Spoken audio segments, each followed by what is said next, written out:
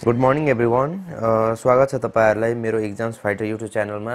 र आज म तपाईहरुलाई कम्पाउन्ड इन्ट्रेस्ट पढाउन लागिरहेको छु, जुन चाहिँ एकदमै इम्पोर्टेन्ट हुन्छ तपाईहरुको माध्यमिकको लागि। विशेष गरी कम्पाउन्ड इन्ट्रेस्टबाट 5 मार्क्सको आउने गर्छ है माध्यमिकमा। र यो पाली सिलेबस अलिक रिड्युस भएको कारणले गर्दा 5 भन्दा पनि बेसी मार्क्सकै आउन सक्छ है। सो आज सुरु गरौँ कम्पाउन्ड इन्ट्रेस्ट। र कम्पाउन्ड इन्ट्रेस्ट सुरु गर्नुभन्दा अघि म तपाईहरुलाई कम्पाउन्ड इन्ट्रेस्टको 2-4 वटा फर्मुलाको बारेमा म ज्ञान गराउन चाहन्छु। र कम्पाउन्ड इन्ट्रेस्टको फर्मुला चाहिँ यस प्रकारले छ, हेर्नुहोस्। कम्पाउन्ड इन्ट्रेस्टमा पनि सिम्पल इन्ट्रेस्ट जस्तै के चाहिन्छ भनेर भन्दाखेरि सबभन्दा पहिला प्रिन्सिपल चाहिन्छ। प्रिन्सिपललाई पी ले डिनोट गर्छ हैन। त्यसपछि रेट चाहिन्छ हामीलाई। त्यसपछि के चाहिन्छ? टाइम चाहिन्छ। अनि टाइम चाहिन्छ है, त्यो चाहिन्छ। र प्रिन्सिपललाई हामी के मान्न सक्छौं भनेर भन्दाखेरि सम भन्यो भने पनि प्रिन्सिपलै हो हैन।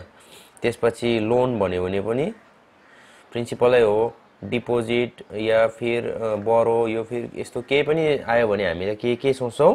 प्रिन्सिपल सोच्छौं। रेट भनेको जहिले पनि पर्सेन्टेजमा हुन्छ र टाइम भनेको जहिले पनि इयर्समा हुन्छ, ठीक छ। अब हेर्नुहोस्, कम्पाउन्ड इन्ट्रेस्ट निकाल्नु भन्दा अगाडि हामीले के निकाल्नु पर्छ? अमाउन्ट निकाल्नु पर्छ। अमाउन्टको फर्मुला के हो भनेर भन्दाखेरि principal into 1 plus r divided by 100 to the power n, यो चाहिँ अमाउन्टको फर्मुला। अब अमाउन्ट निस्के सकेपछि चाहिँ सीआई हामीले निकाल्न सक्छौं। सीआई भनेको के अरे? Amount minus principal. यो चाहिँ यति चाहिँ तपाईहरुको के हो? फर्मुला। यो चाहिँ हामीलाई चाहिन्छ। कम्पाउन्ड इन्ट्रेस्ट त्यस्तो साह्रो हुँदैन, कम्पाउन्ड इन्ट्रेस्ट, सिम्पल इन्ट्रेस्ट। तर म्याक्सिमम स्टुडेन्टलाई कहाँ प्रब्लम हुन्छ भन्दाखेरि क्याल्कुलेसन पार्टमा चाहिँ प्रब्लम हुने गर्छ, ठीक छ। र सुरु गरौँ आजको पहिलो क्वेशनसँग। हाम्रो फर्स्ट क्वेशन चाहिँ यस प्रकारले छ, म पढेर सुनाउँदैछु तपाईहरुलाई एकपल्ट। यो बुककै क्वेशन्सहरु हो जुन चाहिँ म सल्भ गर्दैछु। क्वेशन यस प्रकारले छ, गौतम बाबु borrowed ₹2000 at the rate of 6% compound interest per annum for 2 years भनेर भन्दैछ। बोरो गर्दैछ 2000 भनेपछि बोरो भनेपछि प्रिन्सिपल भइगयो हैन। म यहाँ लेख्दै पनि जान्छु है, गिवन भनेर लेख्छु। गिवनमा प्रिन्सिपल हामीलाई कति दिएको रहेछ भन्दाखेरि 2000 हामीलाई दिएको रहेछ हैन। त्यसपछि आर को भ्यालु हामीलाई कति दिएको छ भन्दा फेरि कति? 6%। टाइम भनेको कति छ? 2 इयर्स भनेर म भन्दैछु, ठीक छ। टाइम 2 इयर्स, ठीक छ। अब यहाँनिर के भन्दैछ भन्दाखेरि let us write by calculating how much compound interest at the end of 3 years. Sorry, time 2 years हैन, 3 years at the end of, हैन यहाँनिर क्वेशन रङ छ। यो पनि 2 इयर्सै हो एक्चुअलमा। सो टाइम तपाईको 2 इयर्सै हो। बुकमा अलिकति कसैको बुकमा 3 इयर्स दिएको रहेछ, कसैको बुकमा 2 इयर्स दिएको रहेछ, ठीक छ। त्यो क्वेशन चाहिँ एक्चुअलमा 2 इयर्स हुनुपर्ने हो। टाइम 2 इयर्स दिनु भएको छ हामीलाई हैन। के निकाल्नु भनेर भन्दैछ भन्दाखेरि let us write by calculating how much compound interest at the end of 2 years he will pay भनेर भन्दैछ। भन्नुको मतलब हामीलाई के निकाल्नु पर्छ? कम्पाउन्ड इन्ट्रेस्ट निकाल्नु भनेर भन्दैछ। कम्पाउन्ड इन्ट्रेस्ट निकाल्नु भन्दा अगाडि हामीले के निकाल्नु पर्छ? अमाउन्ट निकाल्नु पर्छ। ल है त, हेर्नुस् है यहाँ। अमाउन्टको फर्मुला के थियो भन्दाखेरि a = p 1 + r divided by 100 to the power n है। प्रिन्सिपलको कति दिएको छ हामीलाई? 2000 दिनु भएको छ है। 1 + r को value 6 divided by 100 to the power n। n भनेको टाइम हो एक्चुअलमा। यो कति दिएको हो? 2 इयर्स दिएको हामीलाई, ठीक छ। हेर्नुस् है, हो यो 2000 नै भइगयो इन्टु 2 3 जा 6, 250 जा 100, 51 जा 50 प्लस 3 भनेको कति थियो? 53 डिवाइडेड बाइ 50। यो एलसीएम लिएर गरेको है हामीले, ठीक छ। अनि यहाँ स्क्वायर भएको कारणले गर्दा म यसलाई कति पल्ट लेख्छु? 2 पल्ट लेख्ने गर्छु। फाइन। अब हेर्नुहोस्, म यो एउटा 0 काट्छु, यो एउटा 0 यो एउटा 0 काट्छु। 5 1 5 5 4 20। यो के भयो भन्दाखेरि अब 4 इन्टु 53 इन्टु 53 डिवाइडेड बाइ 5 भयो, ठीक छ। अब यो माथि 4 इन्टु 53 इन्टु 53 मल्टिप्लाई गर्दाखेरि हाम्रो कति आउँछ भन्दाखेरि 11236 आउँछ, ठीक छ, डिवाइडेड बाइ 5। र यसलाई डिवाइड गर्दाखेरि चाहिँ अमाउन्टको भ्यालु कति आउँछ भन्दाखेरि 11236 लाई डिवाइड गरे भने हाम्रो कति आउँछ अरे? 2247.2 आउने गर्छ, ठीक छ। यो तपाईहरुले यो भिडियोलाई पज गरेर यहाँ डिवाइड गर्दा पनि हुन्छ है। अब एमाउन्ट निक्ले, अब हाम्रोमा कति आयो यति। अब के निकाल्नु भनेर भन्दैछ क्वेसनले, सीआई निकाल्नु, कम्पाउन्ड इन्ट्रेस्ट निकाल्नु भनेर भन्दैछ। अब सीआई भनेको के हो, एमाउन्ट माइनस प्रिन्सिपल। एमाउन्टको भ्यालु कति छ भन्दाखेरि 2247.2 माइनस प्रिन्सिपलको भ्यालु कति छ 2000। त हामीलाई दिएकै थियो, क्वेसनले सप्लाई गरेको थियो हैन। उ माथि मैले p = 2000 लेखेको छु यहाँ। अब यो घटाउँदाखेरि चाहिँ कति हुन्छ भन्दाखेरि रुपीस 2247.2 मा 2000 घटायो भने कति हुन्छ 247.2। यति चाहिँ तपाईको के थियो, आन्सर थियो। ठीक छ, ठीक छ। आई होप तपाईहरुले बुझ्नु भयो होला।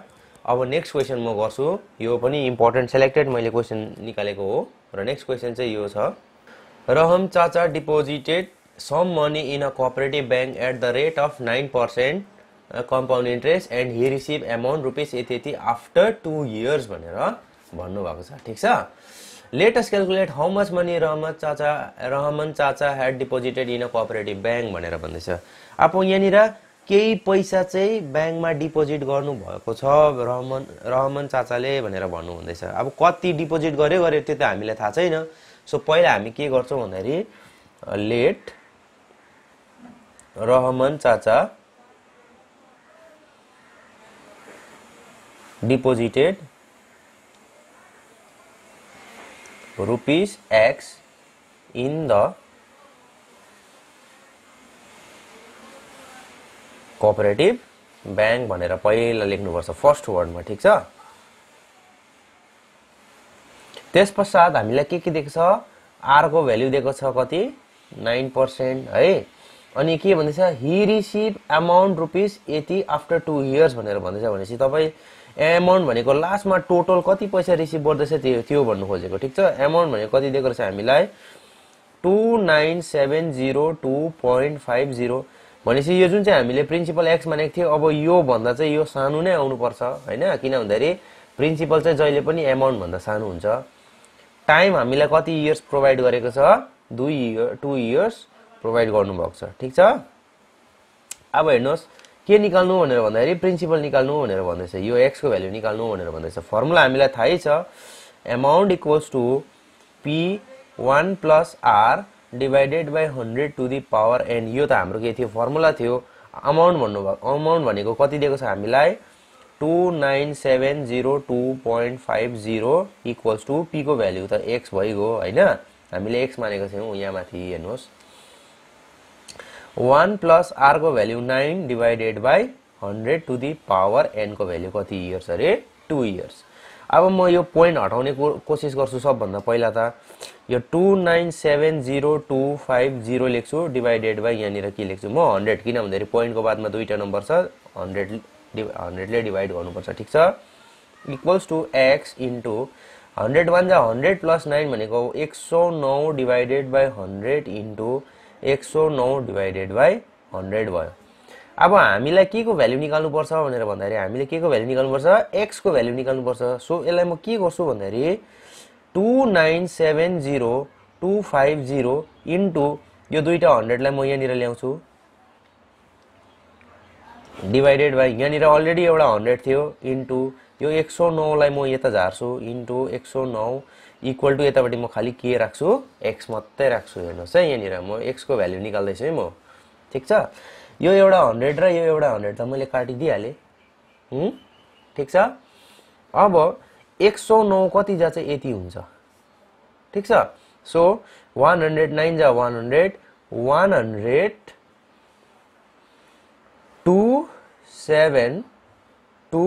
100 ले मल्टिप्लाई गर्यो भनेदेखि चाहिँ यो नम्बर आउँछ अरे। ठीक छ, ठीक छ, त्यसरी नै फेरि 109 जा 109 1 जा 109 125 जा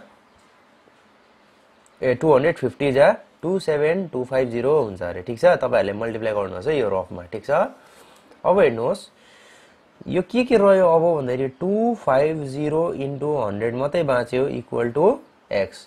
भनेपछि खाली x को भ्यालु कति रहेछ भन्दाखेरि 250 अनि यो दुईटा पछाडीको 0 गर्दाखेरि 25,000 आयो। भनेपछि देयरफोर के लेख्नु पर्छ लास्टमा, रहमान चाचा deposited rupees 25,000 in the cooperative bank भनेर लेख्नुपर्छ ठीक छ यति लेख्नुपर्छ है तपाईहरुको यति चाहिँ तपाईहरुको आन्सर थियो अब यो फर्स्ट पार्ट 1 को भिडियोमा म तीनटा मात्रै क्वेशन गर्छु अब लास्ट क्वेशन गराउने वाला छु त्यसपछि फर्दर अरु क्वेशनहरु चाहिँ म पार्ट 2 मा गराउने वाला छु ठीक छ अब नेक्स्ट क्वेशन छ तपाईहरुको Let us calculate the difference between compound interest and simple interest on rupees 12,000 for 2 years at 7.5% interest per annum भनेर भन्दैछ एकदमै दामी क्वेशन हो यो अब हेर्नुस् यहाँनिर सिम्पल इन्ट्रेस्ट र कम्पाउन्ड इन्ट्रेस्टको कुरा हुँदैछ त सब भन्दा म पहिला के निकाल्छु सिम्पल इन्ट्रेस्ट निकाल्दिहाल्छु यो क्वेशनको गिवनमा प्रिन्सिपल हामीलाई कति दिएको छ भन्दाखेरि रुपीस 12,000 दिएको छ हामीलाई है टाइम हामीलाई कति दिनु भएको छ भन्दाखेरि 2 इयर्स दिनु भएको छ र रेट को भ्यालु कति दिएको छ भन्दाखेरि 7.5 जसलाई हामी के लेख्न सक्छौ 75 डिवाइडेड बाइ 10% भनेर लेख्न सक्छु पोइन्ट हटाइदिएको मैले ठीक छ अब हेर्नुस् म पहिला के निकाल्छु सिम्पल इन्ट्रेस्ट निकाल्छु सिम्पल इन्ट्रेस्ट को फर्मुला के हो p * r * t divided by 100 हो p को भ्यालु कति छ हाम्रोमा 12000 छ इन्टु r को भ्यालु 75 यो 10 लाई म एकछिन लेख्दिन लु यहीँनिर लेख्दिहाल्छु 10 इन्टु टाइम भने कति हो 2 इयर्स अन्त फर्मुलाले त p * r * t divided by 100 भन्ने थियो नि त हैन त्यसैकारण यहाँ हेर्नुस् है यो दुईटा 0 काटे यो एउटा 0 पनि काटे भनेपछि के रह्यो भन्दाखेरि 12 2 जा 24 इन्टु 75 आयो अब यो दुईटालाई मल्टिप्लाई गर्दा कति आउँछ रुपीस 1800 आउँछ ठीक छ मल्टिप्लाई गर्न सक्नुहुन्छ तपाईहरुले सिम्पल इन्ट्रेस्ट निक्ल्यो अब म के निकाल्छु कम्पाउन्ड इन्ट्रेस्ट निकाल्छु है कम्पाउन्ड इन्ट्रेस्ट निकाल्नुको सबभन्दा अगाडि पहिला के निकाल्नुपर्छ अमाउन्ट निकाल्नुपर्छ amount equals to p into 1 plus r divided by 100 to the power n हो फर्मुला p भनेको हामीलाई दिइहालेको छ 12000 इन्टु अच्छा ब्र्याकेटमा 1 plus r को भ्यालु हामीलाई कति भनेको थियो 75 10 इन्टु यो 100 फर्मुलाको 100 to the power 2 years ठीक छ अब हेर्नुस् है 75 25 3 जा 75 भयो 25 4 जा 100 हो 25 4 100 हो हैन 14 जा कति भयो 40 40 ले अब यो 1 लाई मल्टिप्लाई गर्नुस् 41 जा 40 प्लस 3 भनेको 43 भयो भनेपछि 12000 into 43 divided by 40 into 43 divided by 40 यो स्क्वायर भएको कारणले गर्दा दुई पल्ट लेखे यो एउटा 0 यो एउटा 0 यो एउटा 0 यो एउटा 0 काट्यो ठीक छ 4 1 जा 4 430 जा 120 2 2 जा 4 2 15 जा 30 के उब्रियो भन्दाखेरि 15 इन्टु 43 इन्टु 43 डिवाइडेड बाइ 2 अब यसलाई डिवाइड गर्दाखेरि चाहिँ आन्सर कति आउँछ त भनेर भन्दाखेरि चाहिँ कति आउँछ रे यो 13867.5 आउँछ डिवाइड गर्दाखेरि ठीक छ यति आयो तपाईको के हो अमाउन्ट आयो ठीक छ